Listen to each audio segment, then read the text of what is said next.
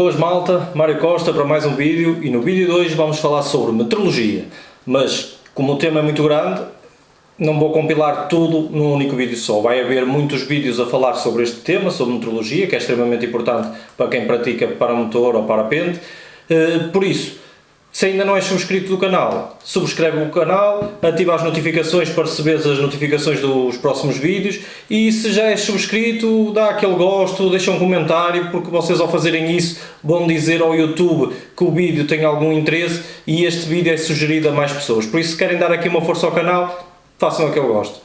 Meteorologia. Meteorologia tem muito que se lhe diga. Para todos os que voam, sabem que um dos fatores que mais influencia o voo é o vento, ou as térmicas, ou as descendentes, os rotores, basicamente é a movimentação da massa de ar. E o que é, então, a massa de ar? A massa de ar, basicamente, é toda a nossa atmosfera. A atmosfera não está colada à Terra, a atmosfera está livre, então, por causa disso, ela tem movimentações. Para começarmos a perceber um bocadinho como é que as movimentações funcionam, neste vídeo vamos falar no aspecto global, de como é que estes ventos e estas movimentações de ar funcionam. Então, para isso, tenho aqui um globo. Se repararem, eu fiz umas linhas aqui no globo.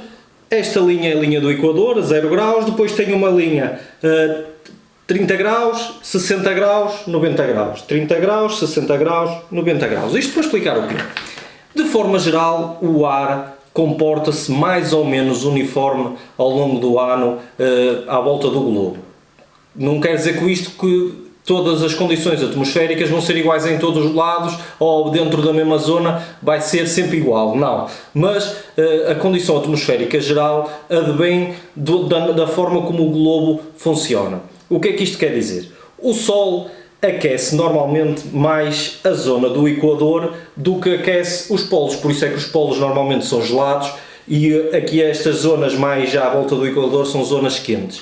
Porquê é que isto acontece? Porque primeiro o Sol anda orientado mais ou menos, dependendo das zonas do ano, mas 15 graus mais para cima ou 15 graus mais para baixo da linha do Equador. Quer dizer que esta linha do Equador vai aquecer. Ao aquecer, o que é que acontece? O ar que está nesta zona começa a subir. Este ar, começando a subir, vai expandir. Por isso, vai tornar a linha do Equador uma linha de baixa pressão. Por isso, já podemos apontar aqui que a linha do Equador é uma linha de baixa pressão. Ok? O ar sobe, sobe, sobe, forma as nuvens, descarrega a água, por isso tiramos já daqui outra coisa, que é as zonas de baixa pressão normalmente são sujeitas a chuvas e a intempéries, mas vamos continuar o ciclo normal do ar. O ar sobe, descarrega, mas como está quente continua a subir, só que continua a subir seco. É um ar que já descarregou e está seco, só que a determinada altura ele vai subindo, vai arrefecendo e esta densidade do ar deixa de ser suportável e o ar tem que ir para algum lado. E o que é que acontece? Normalmente este ar desloca-se mais ou menos para a linha dos 30 graus. O que é que isto quer dizer? Havia aqui uma baixa pressão, o ar expandiu, choveu, continuou a subir até a densidade não aguentar, foi para a zona dos 30 graus. A zona dos 30 graus, como vem a estar seco e para baixo, faz com que exista aqui uma zona de alta pressão. Por isso, a zona dos 30 graus é uma zona de alta pressão, quer para cima, quer para baixo. Esta zona de alta pressão, apesar de ser uma zona de alta pressão, ela é gerada porque o ar é seco. E se vocês repararem no globo, os desertos ou os grandes desertos normalmente são criados na zona dos 30 graus, quer para cima, quer para baixo. Temos a Austrália, temos o deserto do Saara, por isso, estes desertos são formados por esta massa de ar quente que aterra ali e tem pouca umidade, por isso tem pouco para as plantas poderem alimentar. Se vocês, por exemplo, forem ver para a linha do Equador, temos zonas de grandes florestas e de espaços verdes. Porquê? Porque são zonas úmidas e são zonas onde chove muito. Depois, este ar vem para baixo e, como eu disse no início do vídeo, os polos são frios. Os polos sendo frios faz o quê? Com que as moléculas concentrem mais. As moléculas, ao concentrarem-se mais, vão criar mais pressão na mesma zona. Por isso, a zona dos polos são zonas de alta pressão. Por isso, vou já desenhar aqui alta pressão no Polo Norte e alta pressão no Polo Sul. Por isso, temos aqui uma zona de alta pressão, alta pressão, alta pressão e alta pressão. Antes de falarmos o que é que acontece nesta zona superior do mapa e nesta zona inferior do mapa, nas linhas de 60 a 90, vamos falar do que acontece aqui, entre os 0 e os 30. Nós temos uma zona de baixa pressão no Equador e temos uma zona de alta pressão na linha dos 30 graus. Se vocês experimentarem fazer assim à boca e de repente abrirem, o ar saiu, mas não foram vocês que empurraram. Isto porquê? Porque na atmosfera tudo tende-se a equilibrar. Por isso, se eu tenho uma zona de baixa pressão e tenho zonas de alta pressão à volta, o ar vai tentar equilibrar isto. Por isso vai surgir aqui um vento que é sempre, normalmente, constante. Estes ventos tendem a ir sempre das zonas de alta pressão para as zonas de baixa pressão. E eu chamei-lhe vento.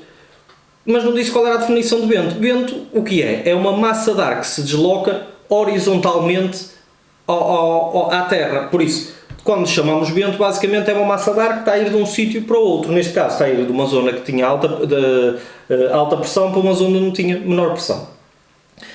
Mas esta deslocação não é uniforme.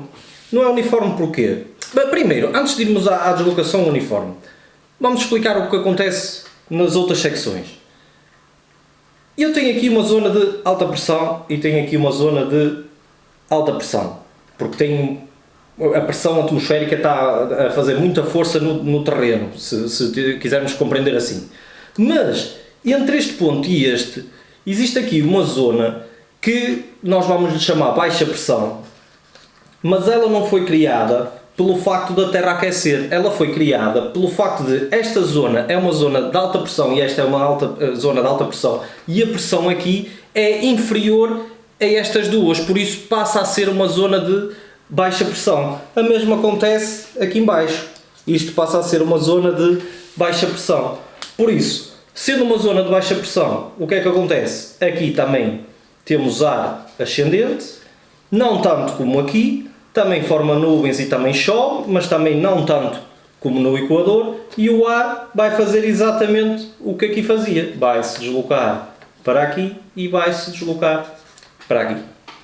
Mais uma vez, existe o fenómeno do vento como existe aqui nesta secção. O vento tende a ir das zonas onde tem alta pressão para as zonas onde tem baixa pressão, mas o vento, a massa de ar tende a movimentar-se na mesma direção, mas existe aqui um fenómeno que é o fenómeno de Coriolis.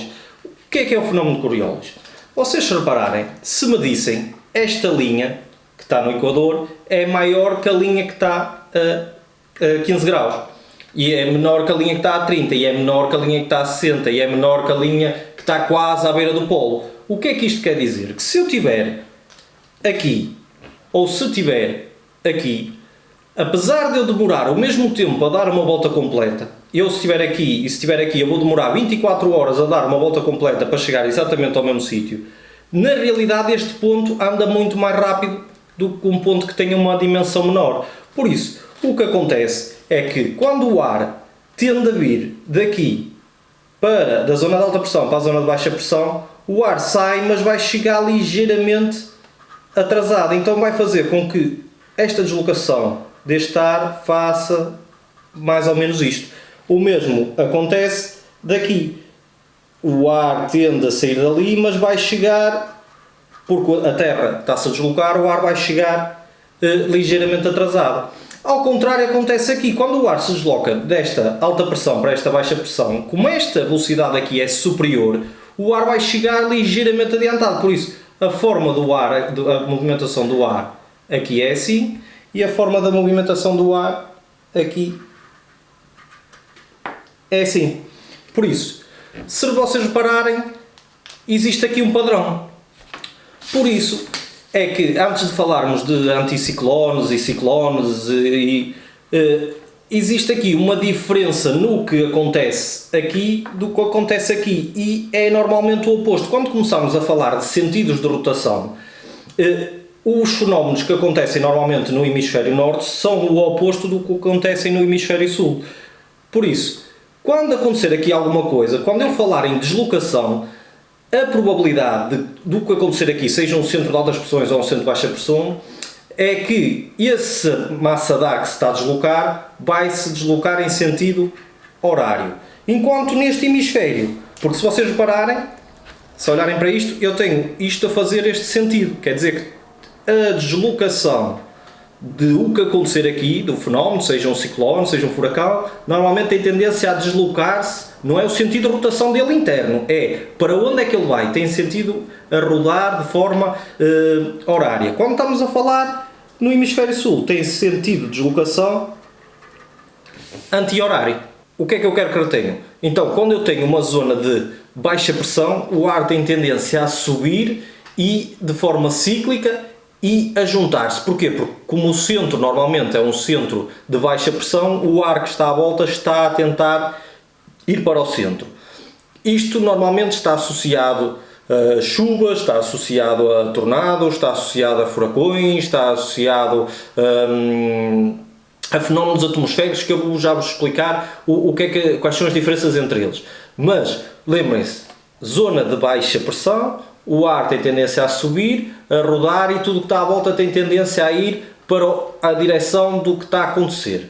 Quando eu estou numa zona de alta pressão, chamada zona também anticiclónica, a zona de baixas pressões são zonas ciclónicas, as zonas de alta pressão são zonas anticiclónicas. O que é que acontece? O ar tem tendência a descer, também de forma cíclica, o ar vai descendo, mas este ar tem tendência a dispersar. O que é que acontece? Como o ar tem tendência a dispersar, é natural que não tenhamos quase nenhum fenómeno atmosférico, normalmente é associado a dias de céu limpo, o vento normalmente é ligeiramente fraco, porque normalmente está-se a expandir, não tem ventos muito fortes, são zonas boas, normalmente até para voar. Isto às vezes é difícil de decorar, mas existem aqui às vezes técnicas que nos ajudam a perceber o sentido de rotação e do que está a perceber. Uma delas é utilizar a técnica das mãos. Vamos assumir sempre que, se eu estiver a falar no hemisfério norte, o que conta é a mão esquerda, se eu estiver a falar no hemisfério sul, o que conta a mão direita. E que regra é esta? Vamos falar, por exemplo, de um anticiclone. Anticiclone, lembrem-se, associado a bom tempo. Anticiclone, o que é que acontece? O ar normalmente está a descer. Por isso, se eu estiver no hemisfério norte, o anticiclone, o ar está a descer, o anticiclone tem tendência a rodar no sentido horário, ok? Ele tem tendência a rodar para ali porque o ar está vindo aqui para ali. E lembrem-se que o ar tem tendência a dissipar. Se eu estiver a falar num ciclone, é ao contrário. O ar tem tendência a subir, ok? Tem tendência a rodar no sentido anti-horário. O que acontece? Vocês podem pôr a mnemónica. Se está assim é mau para voar, se está assim é bom para voar. Por isso, lembrem-se, o ar está a subir e eu estou a rodar no sentido anti-horário. Sendo que, como isto é um centro de baixas pressões, todo o ar está a tentar vir para aqui e por isso aqui tem menos pressão do que aqui, ok?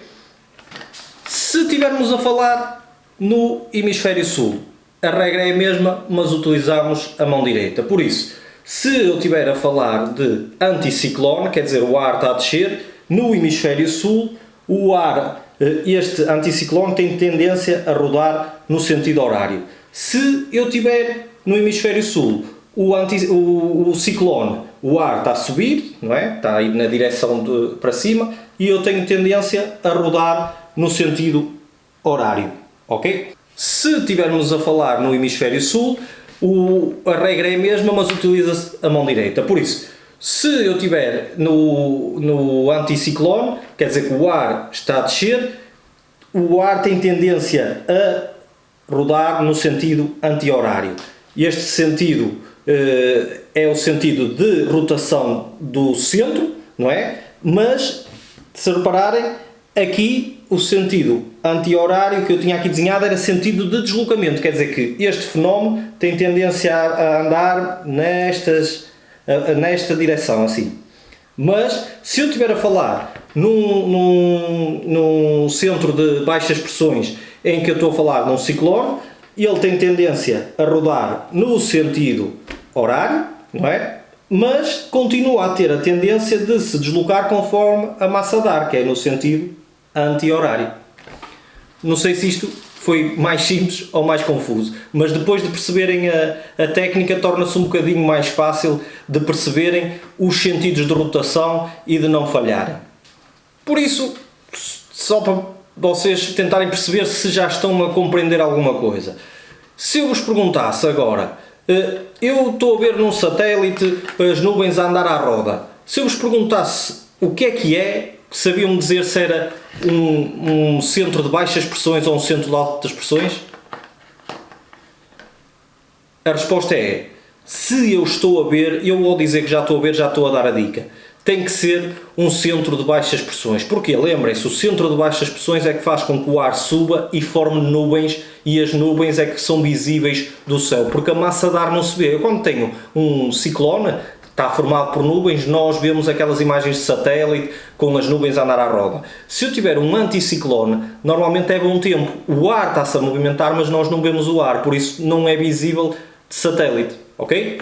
Para não tornar este vídeo muito extenso, vamos só fazer aqui mais uma simplificação em termos de definição do que é um ciclone, do que é um furacão, o que é um tornado e o que é um tufão. Na realidade, tudo isto são ciclones. Dependendo do sítio onde nascem, é que têm um nome diferente. Por isso, se nós estivermos a falar de um furacão normalmente nasce no mar. Ele nasce normalmente em zonas onde a água está quente, que permite alimentar aquele ciclone. Quando estamos a falar de um tornado, é a mesma coisa que o ciclone, só que normalmente nasce em terra. Também terras onde aquece bastante é onde se formam os tornados. O tufão é exatamente igual a um furacão, só que normalmente é mais associado aos países asiáticos, enquanto os asiáticos chamam o tufão, por exemplo, na Europa, no Brasil, chama-se furacão. Por isso, malta, espero que tenham gostado de mais um vídeo. Este vídeo é um bocado introdutório sobre meteorologia, depois havemos de falar sobre térmicas, havemos de falar sobre nuvens, tudo o que envolve a meteorologia. Se tiverem dúvidas, escrevam aí nos comentários, eu dentro do que sei vou partilhando, senão também procuro e também tento descobrir. Relembrando que isto não é que isto seja uma aula, não, isto é para divulgar um bocadinho do conhecimento que vamos adquirindo e de um bocadinho do conhecimento que é necessário ter para se voar, quer de parapente, quer de paramotor. Por isso, espero que tenham gostado e até ao próximo vídeo.